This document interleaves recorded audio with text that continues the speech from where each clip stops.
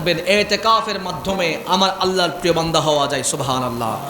আমার মা আয়েশা সিদ্দিকা রাদিয়াল্লাহু তাআলা আনহা বর্ণনা করতে লাগলেন, আমার প্যারা নবী রাসূলুল্লাহ সাল্লাল্লাহু তাআলা আলাইহি ওয়াসাল্লাম রমাদানুল মুবারকের শেষ 10 দিন ইতিকাফ থাকতেন। সুবহানাল্লাহ। তাহলে যে আমলটা আমার নবী করেছে সে আমল আমাদের করার দরকার আছে না নাই? ইতিকাফের মাধ্যমে গুনাহ পাপী বান্দা আল্লাহর প্রিয় বান্দা হতে পারে। ইতিকাফের মাধ্যমে গুনাহগার বান্দা মাফ পাইতে পারে। ইতিকাফের মাধ্যমে বান্দা কদর তালাশ করতে পারে।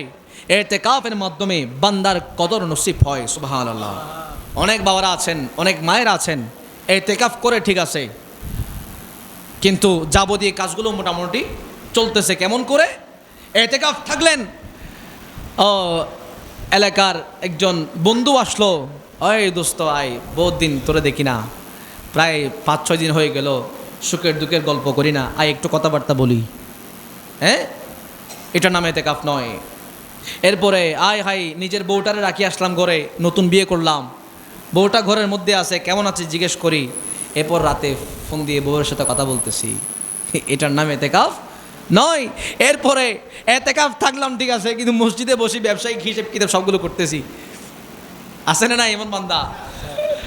মসজিদে বসে বসে ব্যবসায়িক হিসেব করতেছি, এই অমুক রে মাল এটা পাঠাই দেয়, অমুক রে এত টাকা দেয়, তমুক রে এটা করো, এটা করে, এটার নাম ইতিকাফ নয়।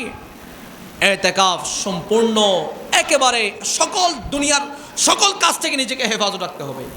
প্রয়োজনে মসজিদ থেকে বের হতে পারবে। যদি মসজিদের ভেতর যদি আশেপাশে যদি ওয়াশরুম বা হাজতের ব্যবস্থা না থাকে, সর্বোচ্চ আপনি ঘর পর্যন্ত যাইতে পারে, কিন্তু কারোর সাথে কোনো কথা বলা যাবে না। এটা হচ্ছে ইতিকাফের শর্তাবলী।